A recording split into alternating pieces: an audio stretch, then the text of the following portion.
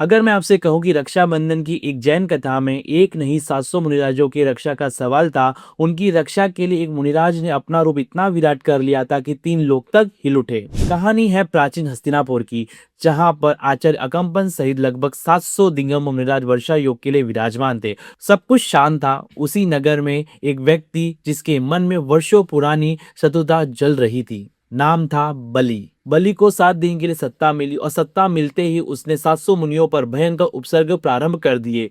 धुआं, दुर्गंध, असहनीय कष्ट।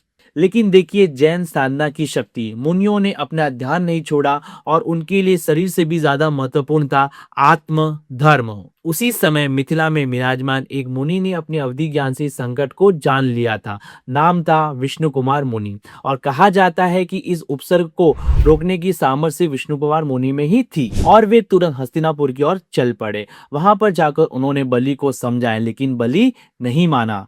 तब विष्णुकुमार मुनि ने कहा, मुझे सिर्फ 3 कदम भूमि दे दो। बलि ने सोचा सिर्फ इतनी सी भूमि, और अगले ही क्षण विष्णु कुमार मुनि ने अपना विराट रूप धारण कर लिया। पहला कदम मेरु पर्वत पर, दूसरा मानुषोत्तर पर्वत पर, और तीसरे कदम के लिए स्थान ही नहीं बचा। तीनों लोग उनके तप के प्रभाव से विचलित हो उठे। अंततः उपसर्ग समाप्त हुआ, 700 मुनियों की रक्षा हुई और बलि का अहंकार टूट गया। लेकिन इस कहानी का सबसे महत्वपूर्ण हिस्सा अभी बाकी है। उत्सव समाप्त होने के बाद श्रावकों ने आपस में रक्षा के सूत्र बांधे और मुनि रक्षा का संकल्प लिया। यहीं से हमें समझ में आता है, राखी सिर्फ कलाई पर नहीं बांधी जाती, जिम्मेदारी दिल में बांधी जाती है। इस वर्ष राखी बांधते समय सिर्फ एक दूसरे को रक्षा का वचन मत दीजिए, साथ में एक संकल्प और लीजिए। अपने धर्म की रक्षा करेंगे, साधु संतों की मर्यादाओं की रक्षा करेंगे, और सबसे इम्पोर्टेंट तीर्थों की रक्षा करेंगे, और जीन शासन की परंपरा को आगे बढ़ाएंगे। क्योंकि जिस धर्म की रक्षा के लिए किसी ने अपना सर्वस्व लगा दिया, उसकी रक्षा करना भी हमारी जिम्मेदारी है। राखी सिर्फ धागा नहीं, एक जिम्मेदारी है।